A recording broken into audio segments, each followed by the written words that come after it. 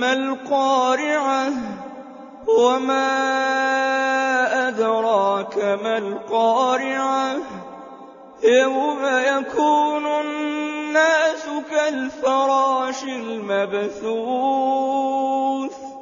وَتَكُونُ الْجِبَالُ كَالْعِهْنِ الْمَنفُوشِ